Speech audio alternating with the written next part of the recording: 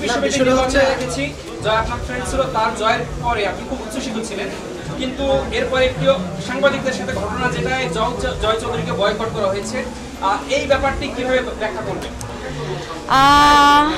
শিল্পী সমিতির যেই অনাকাঙ্ক্ষিত ঘটনাটা ঘটেছিল সেখানে আমি ছিলাম না, আমি এ ব্যাপারে কিছুই জানি না। কিন্তু জয় চৌধুরী আমার বন্ধু, আমি ওকে যতটুকু চিনি, আমার ক্যারিয়ারের প্রথম ছবি থেকে শুরু করে আমার প্রথম ছবি ওর সাথে করা হয়েছে। ও অনেক সভ্য একজন শিল্পী, আর ও মানুষকে অনেক রেসপেক্ট করে, প্লাস হচ্ছে সাংবাদিকদেরকে সে অনেক ভালোবাসে। আমি মানে একদম বিশ্বাসই করি না সে এরকম কোনো অন্যায় করেছে। আর আমি যে ফুটেজগুলো দেখেছিলাম, ফুটেজের মধ্যে দেখেছিলাম যে শিল্পীরা কেউ মারামারি করছে না, বাইরের মানুষজনই কিন্তু চেয়ার ভাঙচুর করছে, পিটাচ্ছে। প্রোডাকশনের লোক ছিল সেখানে, আরও অনেক বাইরের লোক ছিল।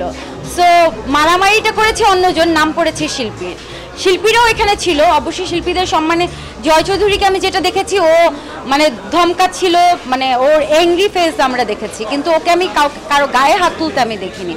সো আমি এই ব্যাপারে আর কিছু বলতে পারছি।